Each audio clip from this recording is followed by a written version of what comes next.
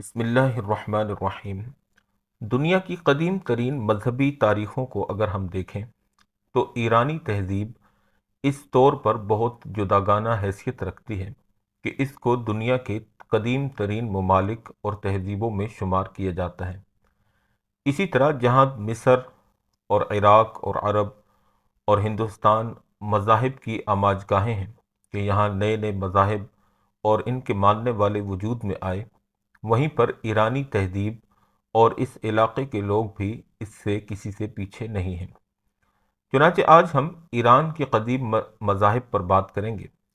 سب سے پہلے ہم ایران کے سب سے قدیم مذہب کی بات کریں گے، زرتشت سے پہلے۔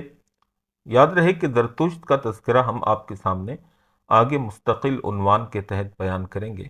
یہاں ہم آپ کے سامنے زرتشت سے پہلے کے ایران کے حالات اور اس کے مذہبی عقائد اور رسوم و رواجات کو بیان کریں گے۔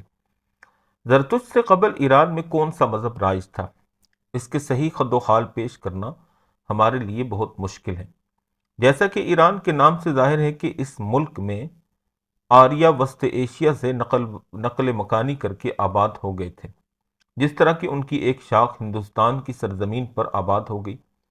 اگرچہ ہندی آریاؤں اور ایرانی آریاؤں کی نسل ایک تھی، لیکن نئے وطنوں کی آب و ہوا نے دونوں کے خیالات اور عقائد میں خاصا اختلاف پیدا کر دیا۔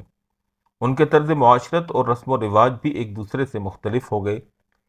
اس اختلاف کی تمام تر وجہ ہندوستان اور ایران کی آب و ہوا کا فرق ہے۔ ایران سرد ملک ہے، اس لیے گرم ملک کی بنسبت وہاں سامان آسائش کی ضرورت زیادہ پیش ہوتی ہے، جس کے حصول کے لیے انہیں زیادہ محنت اور مشقت برداشت کرنی پڑتی ہے۔ پھر آس پاس کے ملکوں کے باشندوں کے آئے دن کے حملوں کے باعث ایرانی شاخ کی زندگی اور بھی سخت ہو گئی تھی۔ یہی وجہ ہے کہ ایرانیوں کا قدیم مذہب آریاؤں سے بہت مختلف ہے۔ انہیں رات دن کی جفاکشی اور محنت و مشقت کی وجہ سے غور و فکر کا وہ موقع نہ مل سکا جو ہندیوں کو ملا، اس لیے ایرانی مذہب سادہ اور پیچیدگیوں سے پاک تھا۔ اس میں فلسفیانہ خیالات کا ہجوم بھی نہیں تھا۔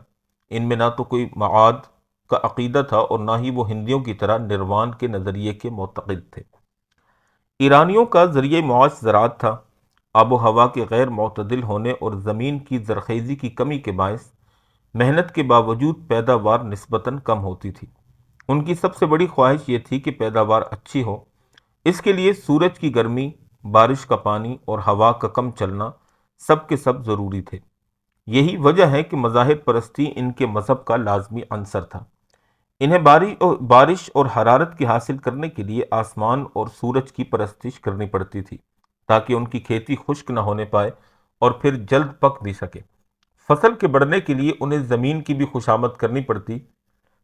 اسی لیے ایرانیوں میں قدیم زمانے سے آسمان، سورج، زمین، آگ، پانی اور ہوا کی باقاعدہ عبادت کی جاتی تھی۔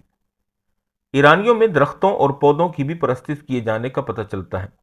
درختوں میں فوق الفطری قوتوں کے جاگزی ہونے کا عقیدہ بہت عام تھا۔ قربانی کے گوشت کی قوت میں اضافہ کرنے کے بعد سے پودوں اور درختوں کی قوت کا اندازہ لگایا جا سکتا ہے۔ جس طرح ہندوستان میں دیوتاؤں میں وجد پیدا کرنے کی غرض سے سوما درخت کا عرق نظر کیا جاتا تھا، اسی طرح ایران میں بھی ہومو درخت کا رس پروہت پیتا تاکہ دیوتاؤں سے ہم کلام ہو سکے۔ یہ رس کنویں میں ڈالا جاتا تھا تاکہ پانی میں کمی واقع نہ ہونے پائے۔ شجر پرستی کے علاوہ ایران میں حیوان پرستی کا بھی بہت رواج تھا۔ مظاہر فطرت کی پرستش کے ساتھ ایرانیوں میں خاندانی اور قبائلی دیوتا بھی موجود تھے۔ یہ دیوتا فی الحقیقت ان کے متوفی آباء و اجداد تھے۔ انہوں نے ان کی مورتیاں تیار کر لی تھیں۔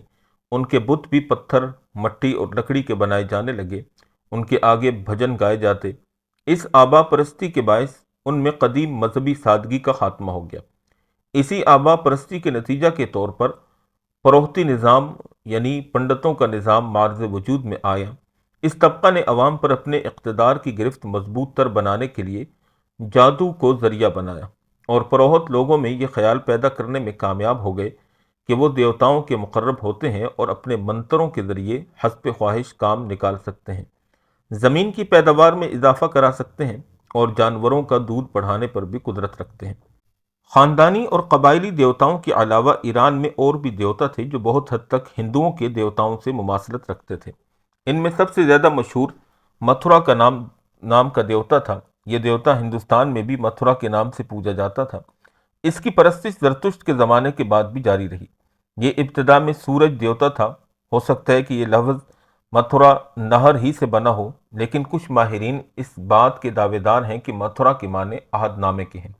کیونکہ یہ سب سے بڑا وفاداری کا دیوتا تھا، اس لیے اس کا یہ نام رکھا گیا۔ جنگ کے موقع پر اس دیوتا پر خاص طور پر عبادت کی جاتی۔ بادشاہ جنگی مہمات پر روانہ ہونے سے پہلے اس دیوتا کے آگے فتح اور نصرت کے لیے دعا مانگتا۔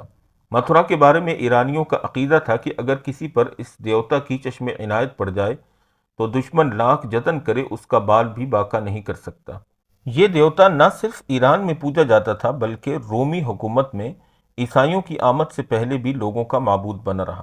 متھرا کے علاوہ ایک اور دیوتا اڑیا اندر بھی تھا جو کہ خدائے شر سمجھا جاتا تھا۔ اس طرح ایران قدیم زمانہ ہی سے لوگوں میں سنویت کے عقیدے کو رائج کر چکا تھا۔ سنویت کا عقیدہ، اس کا مطلب یہ ہے کہ دو خداؤں یعنی خالق خیر اور خالق شر۔ اس کی مکمل تشریح ہم آپ کے سامنے زرتشتی مذہب کی تفصیل میں بیان کریں گے انشاءاللہ تعالی۔